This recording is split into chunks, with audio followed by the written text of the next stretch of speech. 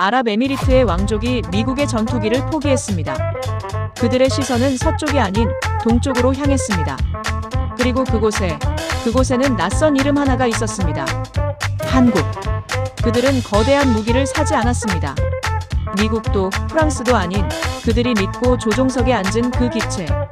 단 한 번의 비행으로 세계의 하늘을 바꿔버렸습니다. 중동의 하늘을 흔든 건 석유가 아니었습니다. 신뢰를, 기술을, 그리고 용기를 샀습니다. 검은 사막의 공기를 가르며 하나의 전투기가 떠올랐습니다.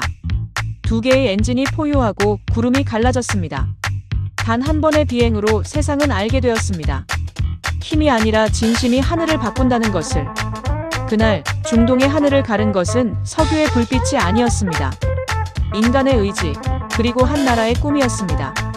그날 한국은 하늘 위에서 무언가를 증명했습니다. 하지만 과연 무엇이었을까요?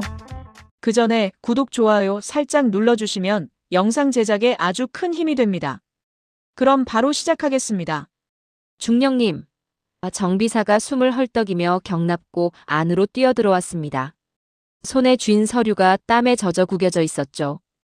2020년 1월 브뤼셀 나토 기지의 새벽 공기는 차갑고 무거웠습니다. 저는 브루스 맥카윈입니다.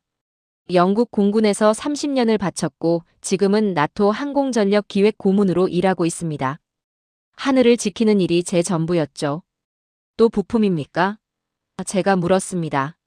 정비사는 고개를 끄덕이며 떨리는 손으로 서류를 내밀었습니다. 부품 공급 지연 통보서라는 제목이 붉은 글씨로 박혀 있었죠.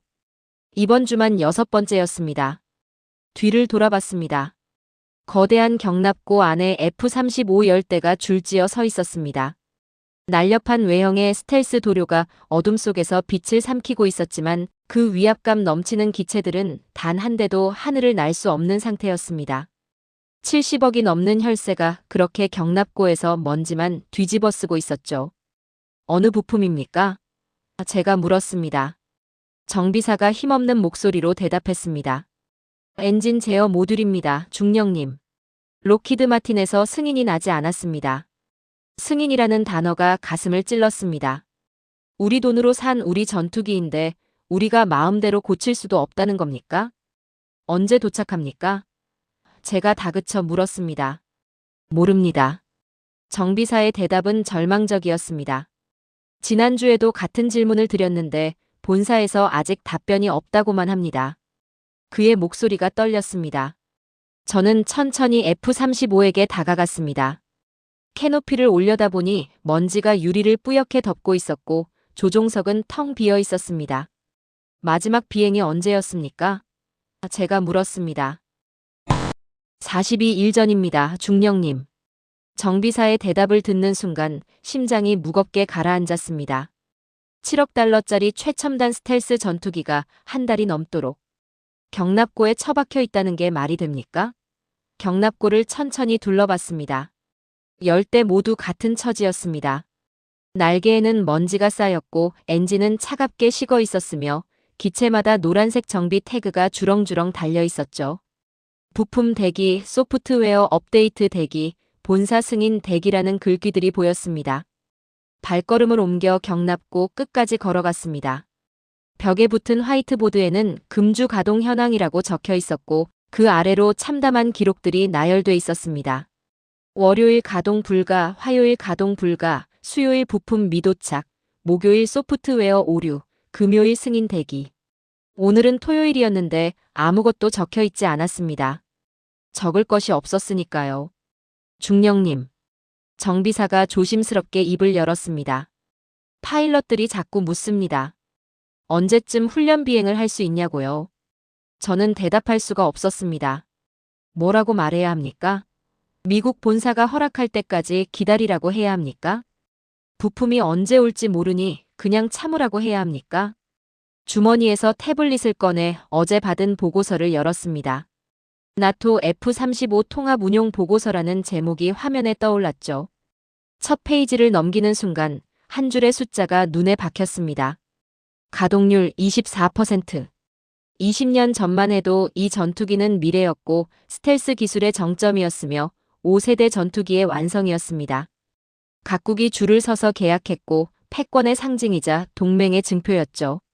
그런데 지금은 100대 중 겨우 24대만 하늘을 날 수 있다는 겁니까? 다음 페이지를 넘겼습니다. 정비 지연 평균 72시간. 전투기 한 대를 고치는데 사흘이 걸린다는 뜻이었습니다. 또 넘겼습니다. 결함 기록 871건, 부품 공급 차질 347건. 손가락이 떨렸습니다. 이게 우리가 70억을 쏟아부은 하늘의 실체였습니까?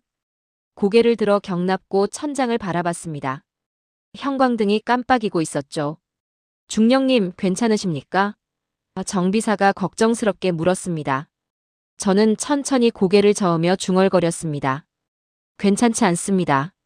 전혀 괜찮지 않습니다. 바로 그때였습니다. 태블릿이 진동하며 긴급 메시지가 떴습니다. 발신은 나토 본부, 제목은 긴급회의 소집이었습니다. 손가락으로 화면을 눌러 메시지를 열었습니다. 킬스위치 문건 유출 관련 긴급대책회의라는 문구가 보이는 순간 숨이 멎었습니다. 킬스위치라니 그게 대체 무슨 말입니까? 킬스위치 회의는 악몽이었습니다. 나토 본부 회의실에 모인 각국 대표들의 얼굴은 창백했고 누구도 선뜻 입을 열지 못했습니다. 문건 내용은 명확했습니다. F-35의 핵심 소프트웨어는 로키드 마틴의 원격 통제 하에 있으며 미국 정부의 승인 없이는 업데이트는커녕 정상 작동조차 보장할 수 없다는 것이었죠. 이건 동맹이 아니었습니다. 디지털 목줄이었습니다. 회의가 끝나고 호텔로 돌아온 건 자정이 넘어서였습니다. 샤워도 하지 않은 채 침대에 주저앉아 노트북을 켰습니다. 뭔가 답을 찾고 싶었죠. 이 악순환에서 벗어날 방법이 있을 거라고, 아직 희망이 남아있을 거라고 믿고 싶었습니다. 그렇게 무작정 검색을 시작했습니다. 독립형 전투기, 자주 국방, 비미국 전투기 개발이라는 키워드들을 하나씩 입력했죠. 그때 한 기사가 눈에 들어왔습니다. 한국항공우주산업, KF-21 보람의 시험비행 성공이라는 제목이었습니다. 한국? 저는 잠시 멈칫했습니다. 한국이 전투기를 만든다는 건 알고 있었지만 그저 미국 기술을 조립하는 수준이라고만 생각했었죠. 하지만 기사를 읽어내려가면서 제 생각이 완전히 틀렸다는 걸 깨달았습니다. 개방형 아키텍처 기반 설계, 킬스위치 없는 완전 독립 운용, 국산화율 65%, 목표 80%. 손가락이 화면 위에서 멈췄습니다. 킬스위치가 없다? 완전 독립 운용? 그게 정말 가능한 일입니까? 제 30년 경험으로는 현대 전투기에서 완전한 독립이란 불가능에 가까웠습니다. 센서, 무장, 소프트웨어, 엔진까지 모든 것이 복잡하게 얽혀 있고 결국은 미국이나 유럽의 핵심 기술에 의존할 수밖에 없었으니까요. 더 깊이 파고들었습니다. 한국 국방부 자료를 찾았고 KAI 홈페이지에 들어가 기술 사양서를 다운로드했습니다. 밤새 자료를 읽었습니다. 읽으면 읽을수록 놀라웠습니다. 엔진만 미국산이지만 나머지 레이더, 항전 장비, 무장 체계는 전부 자체 개발이었습니다. 더 놀라운 건 소프트웨어 아키텍처였습니다. 외부 승인 없이도 업그레이드가 가능하고 운용국이 원하는 무장과 시스템을 자유롭게 통합할 수 있다는 설명이 나와 있었죠. 새벽 5시 창밖이 밝아오고 있었습니다. 저는 다시 검색을 시작했습니다. 이번에는 KF-21 수출, 한국방산협력이라는 키워드로 찾아봤죠. 그리고 또 하나의 충격적인 기사를 발견했습니다. UAE, 한국과 차세대 전투기 공동 개발 MOU 체결. UAE라면 중동 최대 부국 아닙니까? 그들이 미국도 아니고 유럽도 아닌 한국과 손을 잡았다는 겁니까? 기사를 클릭했습니다. UAE 국방부 장관의 인터뷰가 실려 있었습니다. 우리는 무기를 사는 것이 아니라 기술 주권을 확보하는 것입니다. KF-21 프로그램은 우리에게 선택권을 줍니다. 선택권이라는 단어가 가슴에 박혔습니다. 그렇습니다. 바로 그거였습니다. 우리에게 없던 게 선택권이었습니다. F-35는 우리에게 어떤 선택권도 주지 않았습니다. 사거나 말거나 받아들이거나 포기하거나 그 둘 중 하나뿐이었죠. 다시 자료를 뒤적였습니다. 그러다 정비 비용 비교표를 발견했습니다. F-35 비행 시간당 $44,000, KF-21은 2만 달러 미만이라고 적혀 있었습니다. 절반 이하였습니다. 저는 펜을 들어 노트에 적었습니다. 효율성 더하기 자주성은 새로운 질서. 그 순간 깨달았습니다. 이건 단순한 가격 경쟁이 아니라는 것을요. 한국은 완전히 다른 철학으로 전투기를 만들고 있었습니다. 창밖을 봤습니다. 해가 떠오르고 있었습니다. 브뤼셀 시내가 아침 빛에 물들고 있었죠. 멀리 한 건물 옥상에 깃발이 펄럭이는 게 보였습니다. 정확히 뭔지는 알 수 없었지만 그 순간 한국 국기가 떠올랐습니다. 태극기였죠. 빨강과 파랑이 어우러진 그 깃발이 머릿속에 선명하게 그려졌습니다. 그들이 복종이 아닌 자립으로 하늘을 올린다면 저는 중얼거렸습니다. 세상이 뒤집힐 겁니다. 노트북을 덮었습니다. 결심이 섰습니다. 직접 봐야겠다고, 한국으로 가야겠다고 생각했습니다. 자료만으로는 부족했습니다. 제 눈으로 직접 확인하고, 제 귀로 직접 듣고, 제 손으로 직접 만져봐야 진실을 알 수 있을 것 같았습니다. 침대에서 일어나 가방을 꺼냈습니다. 짐을 싸기 시작했죠. 한국행 비행기를 예약해야겠다고 생각했습니다. 인천공항에서 경남 사천까지는 3시간이 걸렸습니다. KAI 측에서 보낸 차량이 고속도로를 달렸고 창밖으로 한국의 겨울 풍경이 스쳐 지나갔습니다. 산과 들판, 그리고 작은 도시들이 보였죠. 저는 내내 긴장하고 있었습니다. 과연 제가 자료에서 본 것들이 현실일까, 아니면 과장된 홍보에 불과한 걸까 하는 의심이 떠나지 않았습니다. 사천 공군 기지에 도착한 건 오후 2시였습니다. 정문을 지나자마자 느껴지는 분위기가 달랐습니다. 정제되고 정숙했습니다. 군인들의 움직임은 정확했고 차량들은 일정한 간격을 유지하며 움직였죠. 브뤼셀의 나토 기지와는 완전히 다른 공기였습니다. 거기는 관료적이고 느슨했는데 여기는 마치 정밀한 시계처럼 돌아가고 있었습니다. 안내를 받아 경납고로 향했습니다. 철문이 열리는 순간 저는 숨을 멈췄습니다. 거기 있었습니다. KF-21 시제기가 경납고 한가운데 서 있었죠. 사진으로만 보던 것과는 차원이 달랐습니다. 쌍발 엔진이 만들어내는 균형미, 날개의 각도, 기체 표면의 매끄러운 곡선까지 모든 것이 살아 숨쉬고 있었습니다. 회색 도료가 경납고의 조명을 받아 은은하게 빛났고 보라매라는 이름이 기체 옆면에 새겨져 있었습니다. 곧 엔진 테스트가 시작됩니다. 안내 장교가 말했습니다. 저는 고개를 끄덕이며 안전거리로 물러섰습니다. 정비사들이 최종 점검을 하고 있었고 그들의 손놀림은 빠르면서도 정확했습니다. 누구 하나 허둥대는 사람이 없었죠. 이건 군대가 아니라 공학의 의식처럼 느껴졌습니다. 경고음이 울렸습니다. 엔진 시동 준비 신호였죠. 경납고 안에 모든 사람이 자리를 잡았습니다. 그리고 시작됐습니다. 첫 번째 엔진이 점화되는 순간 낮은 울림이 경납고를 가득 채웠습니다. 진동이 바닥을 통해 발바닥으로 전해졌고 공기가 뜨거워지기 시작했습니다. 두 번째 엔진이 점화됐습니다. 소리가 겹쳐지며 하나의 거대한 울림이 됐죠. 저는 그 소리에 압도당했습니다. 이건 단순한 기계음이 아니었습니다. 한 나라의 의지가 소리로 표현되고 있었습니다. 두 개의 엔진, 하나의 의지. 저는 노트에 적었습니다. 손이 떨렸죠. 엔진 출력이 올라가면서 열기가 몰려왔습니다. Z129에서 뿜어져 나오는 뜨거운 공기가 얼굴을 때렸고 그 순간 저는 확신했습니다. 이건 진짜라고, 한국이 정말로 해냈다고 말입니다. 테스트가 끝나고 엔진이 꺼졌습니다. 경납고가 다시 조용해졌지만 제 심장은 여전히 빠르게 뛰고 있었습니다. 그때 경납고 한쪽에서 움직임이 포착됐습니다. 정장을 입은 일행이 들어오고 있었고 그 중심에는 중동 복장을 한 인물이 있었습니다. 안내 장교가 조용히 귓속말했습니다. UAE 국방차관님이십니다. 저는 눈을 크게 떴습니다.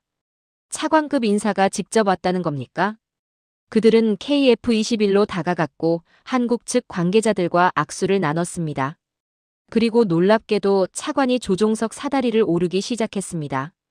왕족 출신의 고위 관료가 개발 단계인 전투기 조종석에 직접 앉는다는 게 가능한 일입니까? F-35 프로그램에서는 상상도 할 수 없는 일이었습니다.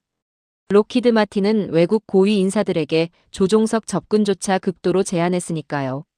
차관이 조종석에 앉았습니다. 한국 측 엔지니어가 올라가서 뭔가 설명하고 있었고 차관은 계기판을 만지며 고개를 끄덕이고 있었습니다.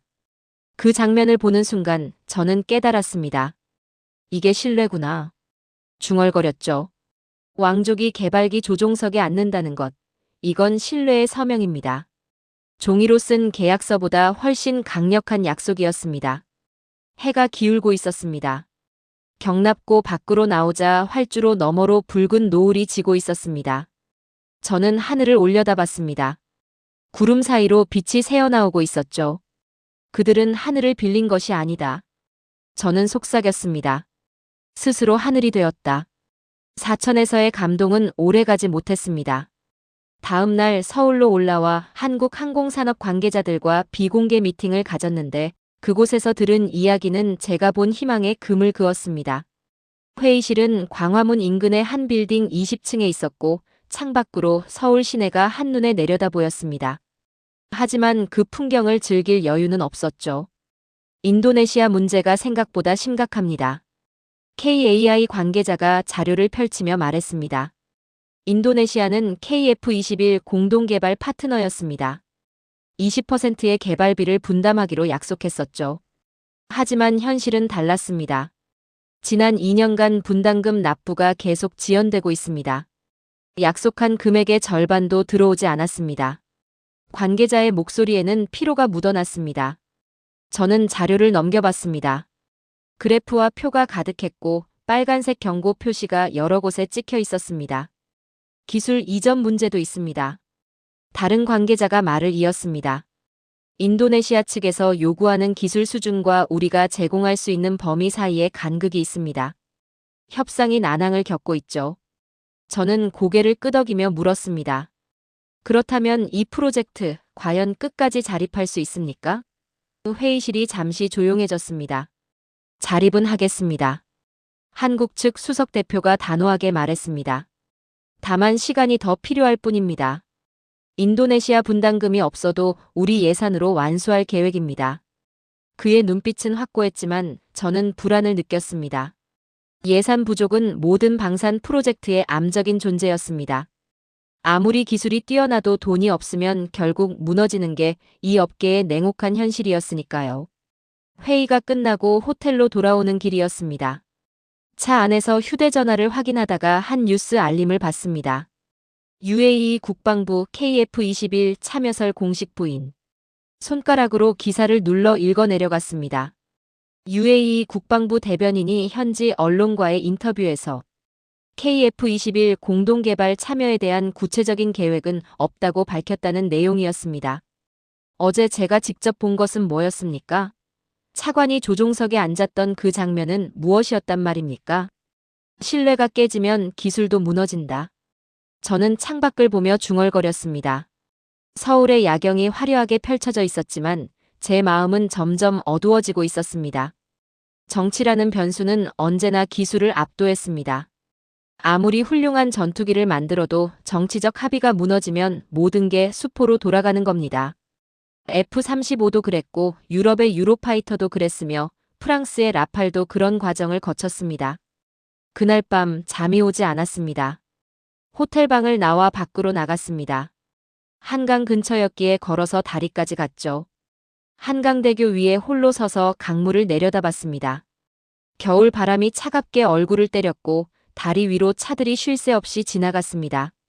강 건너편 빌딩들의 불빛이 물에 반사되어 흔들리고 있었습니다. 하늘을 나는 건 기체가 아니라 신뢰다.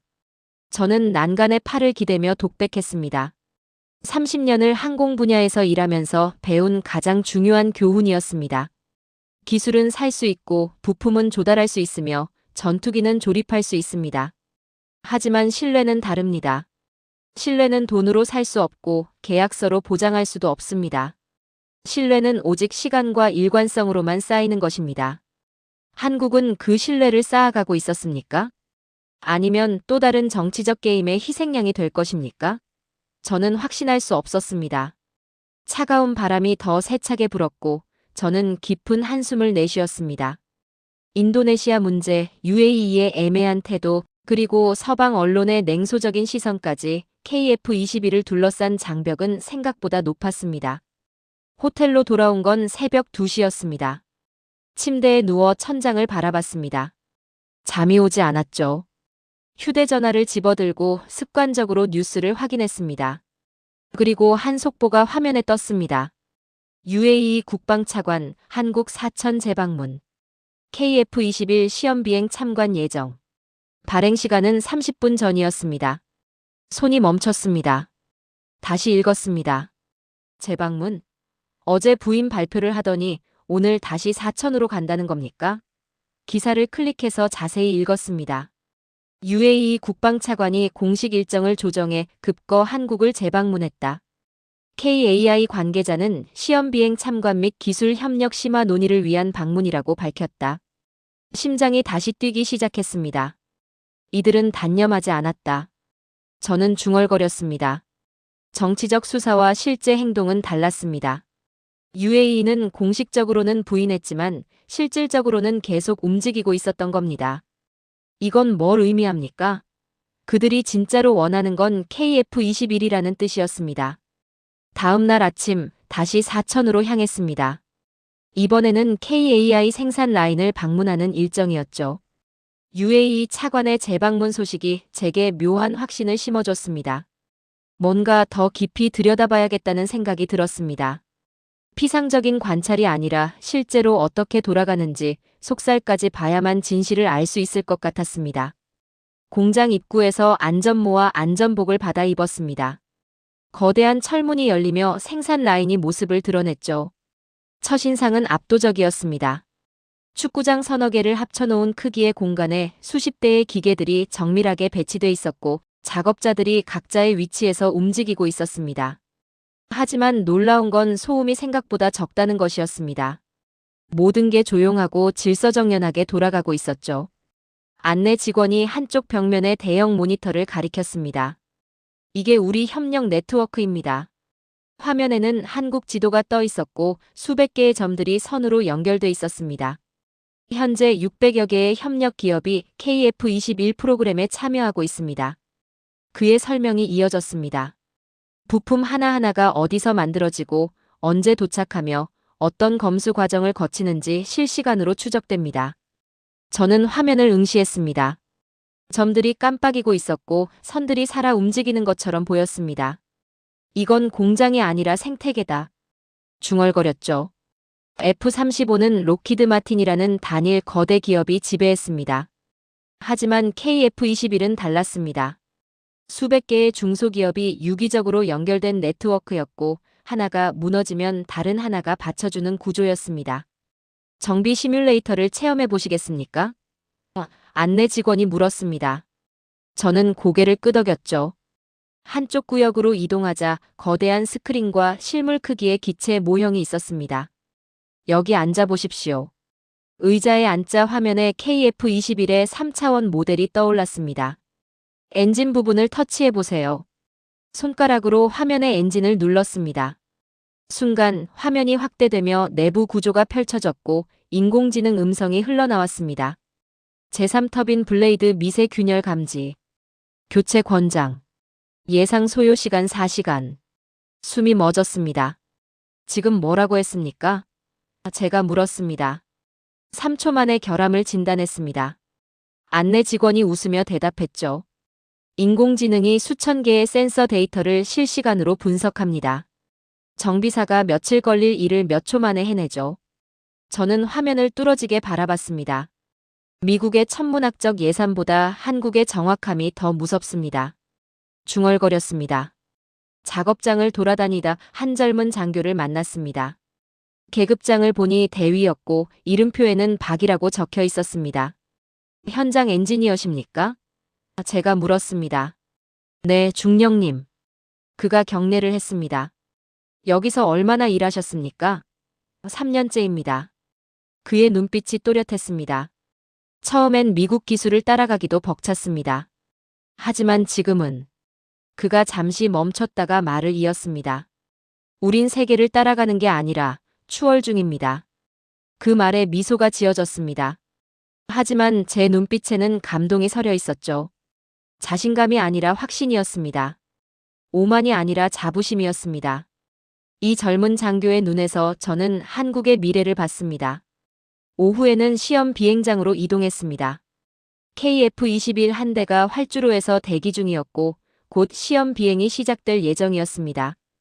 관제탑 옆 관측실에 자리를 잡았죠. 엔진이 점화되고 전투기가 활주로를 달렸습니다. 이륙하는 순간 옆에 있던 모니터에 데이터가 쏟아지기 시작했습니다. 저게 뭡니까? 제가 물었습니다. 실시간 부품 상태 전송입니다. 기술자가 대답했습니다. 비행 중에도 모든 부품의 온도, 압력, 진동 수치가 지상으로 전송됩니다. 화면을 봤습니다. 수백 개의 숫자가 초 단위로 바뀌고 있었고 그래프가 실시간으로 그려지고 있었습니다. 이건 무기가 아니라 의사결정의 혁명이다. 저는 노트에 적었습니다. 사흘째 되는 날 새벽 특별한 초대를 받았습니다. KF-21의 새벽 시험 비행에 동행해달라는 요청이었죠. 오전 5시 아직 어둠이 가시지 않은 활주로에 도착했습니다. 차가운 공기가 폐부를 찔렀고 경납고에서는 정비사들이 마지막 점검을 하고 있었습니다. 조종사가 헬멧을 쓰고 기체로 걸어가는 모습이 보였고 저는 관제탑으로 올라가 상황실에 자리를 잡았습니다. 이륙 준비 완료. 무전기에서 조종사의 목소리가 들렸습니다. 침착하고 안정된 음성이었죠. 관제탑 안에 기술자들이 각자의 모니터를 응시하고 있었고 화면마다 수백 개의 데이터가 흐르고 있었습니다. 이륙 허가. 관제사가 응답했습니다. 엔진 소리가 커지기 시작했고 KF-21이 활주로를 달리기 시작했습니다. 속도가 붙었고 기수가 들렸으며 바퀴가 지면을 떠났습니다. 완벽한 이륙이었습니다. 고도가 올라갔습니다. 3,000피트, 5,000피트, 10,000피트. 화면의 숫자들이 순조롭게 변했고 모든 게 계획대로 진행되고 있었습니다. 저는 안도의 한숨을 쉬었죠. 그런데 바로 그때였습니다. 삑 하는 경고음이 울렸습니다. 날카롭고 짧은 소리였지만 상황실 전체의 공기를 얼려버렸습니다. 레이더 센서 이상 감지. 기술자가 외쳤습니다. 신호 끊김 현상 발생. 모니터 하나가 빨갛게 변했습니다. 심장이 쿵 내려앉았습니다. 조종사 상태는? 관제사가 물었습니다. 정상입니다. 비행은 계속 가능합니다만. 기술자의 목소리가 떨렸습니다. 센서 없이는 착륙이 위험합니다. 긴장감이 극도로 고조됐습니다. 상황실 안에 모든 사람이 숨을 죽였고 키보드 두드리는 소리만 들렸습니다. 저는 창밖을 봤습니다. 하늘 어딘가에 KF-21이 날고 있었지만 어둠 속에서는 보이지 않았죠. 시스템 리셋 시도합니다. 기술자가 말했습니다. 손가락이 빠르게 움직였고 명령어들이 화면에 떴다가 사라졌습니다. 10초가 지났습니다. 20초, 30초. 경고음은 계속 울리고 있었습니다. 리셋 불가. 기술자의 목소리가 갈라졌습니다. 하드웨어 문제로 추정됩니다. 상황실이 술렁였습니다. 하드웨어 문제라면 공중에서 해결할 수 없다는 뜻이었습니다. 귀환 지시 내립니다. 관제사가 단호하게 말했습니다. 조종사, 즉시 귀환하십시오. 수동 착륙 준비. 무전기에서 조종사의 대답이 들렸습니다. 알겠습니다. 귀환합니다. 그때 한 중년 남성이 조용히 입을 열었습니다. KAI 수석 엔지니어였습니다. 절차대로 갑니다. 그의 목소리는 낮고 침착했습니다. 긴급 점검팀 대기, 예비 센서 준비, 착륙 유도 시스템 수동 전환. 명령이 떨어지자 사람들이 움직이기 시작했습니다. 혼란스럽지 않았습니다. 정확하고 빠르게 각자의 역할을 수행했죠. 저는 그 장면을 보며 전율했습니다. 위기 상황에서 가장 중요한 건 기술이 아니라 사람입니다. 아무리 훌륭한 시스템도 운용하는 사람이 흔들리면 무너집니다. 하지만 여기 사람들은 흔들리지 않았습니다. 절차대로 갑니다. 그 한마디가 모든 걸 안정시켰습니다. KF-21이 활주로에 접근했습니다. 수동 유도로 착륙하는 건 위험한 일이었지만 조종사는 완벽하게 기체를 제어했습니다. 바퀴가 지면에 닿았고 브레이크가 작동했으며 기체가 멈췄습니다. 무사 귀환이었습니다. 상황실에서 안도의 한숨이 터져나왔고 몇몇은 박수를 쳤습니다. 하지만 진짜 시험은 지금부터였습니다. 정비팀이 달려가 기체를 점검하기 시작했고 저도 따라 내려갔습니다. 센서 부분이 열리고 엔지니어들이 들여다봤습니다. 케이블 접촉 불량입니다. 한 엔지니어가 외쳤습니다. 교체하면 됩니다. 부품이 준비됐고 작업이 시작됐습니다. 2시간이 흘렀습니다. 해가 떠올랐고 활주로가 밝아졌습니다. 복구 완료. 엔지니어가 보고했습니다. 저는 시계를 봤습니다. 문제 발생부터 복구까지 정확히 2시간 15분이었습니다. 미국이라면 2주는 걸렸을 겁니다. 중얼거렸죠. 그날의 센서 고장 사건은 전 세계 언론에 보도됐습니다. 서방 매체들은 일제히 한국 전투기 시험 비행 중 결함 발생이라는 제목을 뽑아냈고 댓글란에는 조롱이 가득했습니다. 하지만 저는 알고 있었습니다. 그들이 놓친 진실을 말이죠. 2시간 만에 복구한 그 능력, 위기 속에서도 흔들리지 않던 침착함, 그게 진짜 실력이라는 것을요. 그리고 한 달 후 세상은 그 진실을 목격하게 됩니다. 2025년 4월 사천 공군기지에서 특별 행사가 열렸습니다. 초대장에는 KF-21X 공개 행사라고 적혀 있었고 각국 언론과 방산 관계자들이 대거 참석했습니다. 저도 당연히 그 자리에 있었죠. 행사장에 도착하니 분위기가 예사롭지 않았습니다. 보안이 삼엄했고 경납고 앞에는 거대한 천막이 쳐져 있어서 내부가 보이지 않았습니다. 정오가 되자 행사가 시작됐습니다.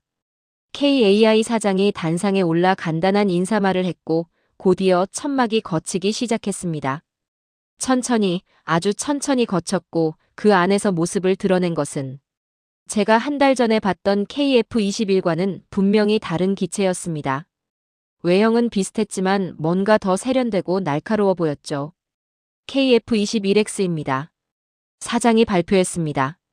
내부 무장창 장착형 모델입니다. 그 순간 기체 배 부분이 열리기 시작했습니다. 유압 소리가 들렸고 금속 패널이 좌우로 펼쳐졌습니다. 그 안에는 거대한 미사일이 장착돼 있었고 스크린에 사양이 떴습니다. 2000파운드급 벙커버스터 탑재 가능. 저는 숨을 참았습니다. 그들이 이제 하늘을 찢을 수 있다. 속삭였죠. 곧이어 실전 데모가 시작됐습니다. 조종사가 탑승했고 엔진이 점화됐습니다. 익숙한 그 소리가 다시 들렸지만 이번에는 더 강렬했습니다. KF-21X가 활주로를 질주했고 하늘로 솟아올랐습니다. 구름층을 뚫고 올라가는 모습이 대형 스크린에 중계됐고 고독의 숫자가 빠르게 올라갔습니다. 10,000피트, 20,000피트, 30,000피트. 그리고 조종사가 무전을 보냈습니다. 스텔스 모드 전환합니다. 화면이 전환됐고 레이더 추적 화면이 나타났습니다. KF-21X를 나타내던 점이 흐릿해지더니 거의 사라졌습니다. 화면 하단에 숫자가 떴습니다. 레이더 감지율 0.03%. 관중석에서 탄성이 터져나왔습니다. 저도 모르게 주먹을 쥐었죠. 이건 단순한 시연이 아니었습니다. 선언이었습니다. 한국이 세계 최정상급 전투기 클럽에 들어왔다는 선언이었습니다. 비행이 끝나고 착륙한 후 기자회견이 열렸습니다. 각국 언론이 질문을 쏟아냈고 KAI 측은 차분하게 답변했습니다. CNN 기자가 물었습니다. F-35와 비교하면 어떻습니까? 사장이 미소 지으며 대답했습니다. 비교 대상이 아닙니다. 철학이 다르니까요. 아랍권 기자가 손을 들었습니다. 이 전투기가 중동 정세에 미칠 영향은 무엇입니까? 사장은 잠시 생각하더니 말했습니다. 우리는 무기를 파는 게 아니라 선택권을 드리는 겁니다. 회견이 끝나갈 즈음 사회자가 저를 호명했습니다. 브루스 맥카윈 중령님, 한 말씀 부탁드립니다. 저는 당황했지만 일어섰습니다. 마이크를 잡았고 관중석의 수백 쌍의 눈이 저를 바라봤습니다. 심호흡을 하고 입을 열었습니다. 저는 30년간 서방의 항공 전력을 믿어왔습니다. 하지만 오늘 저는 새로운 언어를 들었습니다. 목소리가 떨렸지만 계속했습니다. 하늘의 새로운 언어를요. 그것은 한국어였습니다. 박수가 터져 나왔습니다. 저는 자리에 앉았고 가슴이 두근거렸습니다. KF-21X 공개 행사가 끝나고 일주일 후 세계를 뒤흔드는 발표가 나왔습니다. UAE 국방부가 공식 기자회견을 열어 KF-21 공동생산 참여 및 60대 도입, 계약 체결을 발표한 겁니다. 단순 구매가 아니라 공동생산이었습니다. 기술 이전을 받아 자국에서 직접 생산하겠다는 뜻이었죠. 이 소식은 전 세계 방산업계에 충격을 안겼습니다. 저는 런던의 제 사무실에서 생중계를 지켜보고 있었습니다. UAE 국방장관이 단상에 섰고 그 옆에는 한국 방위사업청장이 서 있었습니다. 우리는 더 이상 무기를 구매하는 나라로 남지 않을 것입니다. 장관의 목소리는 단호했습니다. 우리는 기술 주권을 확보하고 우리 하늘을 우리 손으로 지킬 것입니다. 카메라가 관중석을 비췄고 서방 기자들의 당황한 표정이 역력했습니다. 더 놀라운 건 그 다음이었습니다. 폴란드 국방부가 KF-21 도입 검토 착수를 발표했고 체코가 뒤를 이었으며 호주 공군 참모총장이 아시아 태평양 지역 안보를 위한 새로운 옵션이라며 관심을 표명했습니다. 도미노처럼 이어지는 발표들이었죠. KF-21은 더 이상 한국만의 전투기가 아니었습니다. 세계가 주목하는 대안이 됐습니다. 미국 내부에서도 논쟁이 뜨거워졌습니다. CNN은 한국형 전투기, 서방 체계의 독점 깨뜨리다라는 특집 보도를 내보냈고 BBC는 F-35의 시대가 저물고 있는가라는 제목의 심층 분석을 방영했습니다.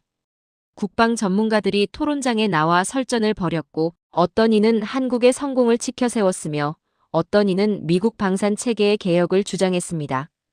패권의 축이 흔들리고 있었습니다. 석 달 후 저는 옥스퍼드 대학 강단에 섰습니다. 제 모교였고 40년 전 제가 군사공학을 배우던 곳이었죠. 강의실은 학생들로 가득 찼고 몇몇 교수들도 뒤에 앉아 있었습니다. 강의 주제는 현대 항공전력의 패러다임 변화였습니다. 1시간 동안 KF-21 프로그램을 분석하고 그것이 세계 질서에 미친 영향을 설명했죠. 강의가 끝나갈 즈음 한 학생이 손을 들었습니다. 젊고 총명해 보이는 여학생이었습니다. 교수님, 질문이 있습니다. 그녀가 일어섰습니다. 교수님이 한국에서 직접 목격하신 KF-21의 본질은 무엇입니까? 기술입니까? 아니면 다른 무엇입니까? 강의실이 조용해졌습니다. 모두가 제 대답을 기다렸죠. 저는 잠시 생각했습니다. 어떻게 대답해야 할까요? 그리고 천천히 입을 열었습니다. 자주입니다. 한 단어였지만 무게가 실렸습니다. 영어로 말하면 오토노미, 자율성이자 독립성입니다. 학생들이 펜을 들었습니다. 기술은 살 수 있습니다. 하지만 자주는 살 수 없습니다. 스스로 만들어야 하고 스스로 지켜야 하며 스스로 발전시켜야 합니다. 목소리에 힘이 들어갔습니다. 한국은 그 길을 선택했고 결국 성공했습니다. 그것이 모든 강국의 DNA입니다.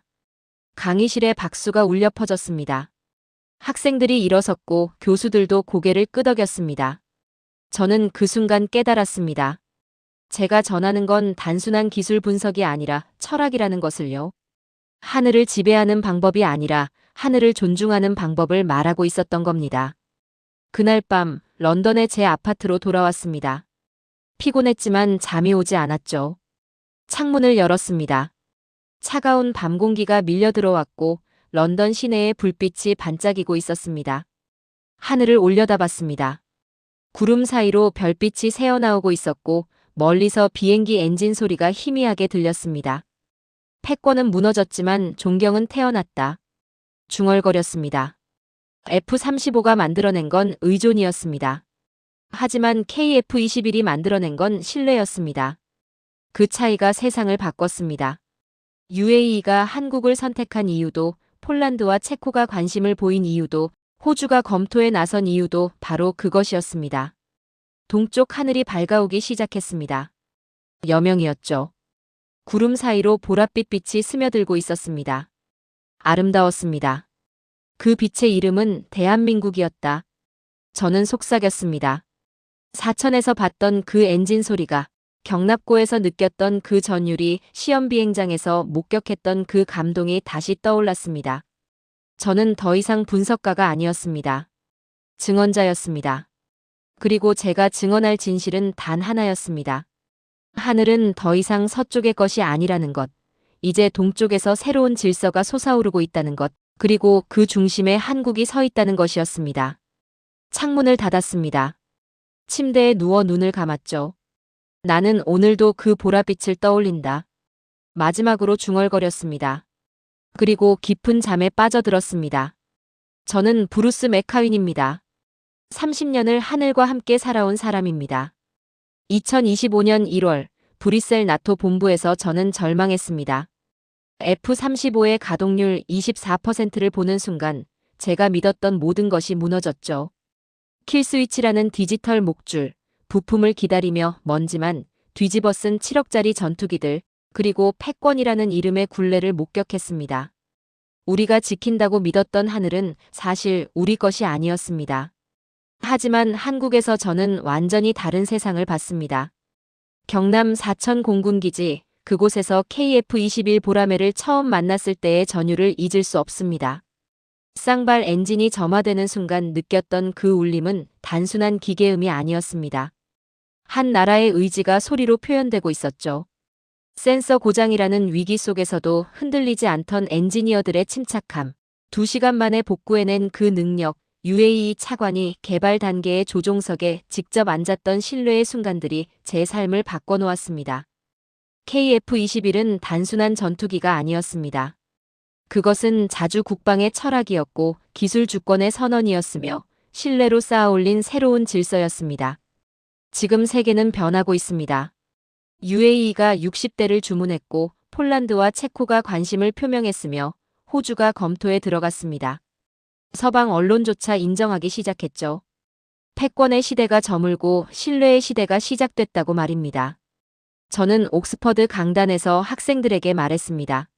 한국이 만든 것은 기술이 아니라 자주라고요. 그것이 모든 강국의 DNA라고 말입니다. 저는 오늘도 런던 하늘을 올려다보며 생각합니다. 동쪽에서 떠오르는 그 보랏빛 여명을, 대한민국이라는 이름의 새로운 질서를 말입니다.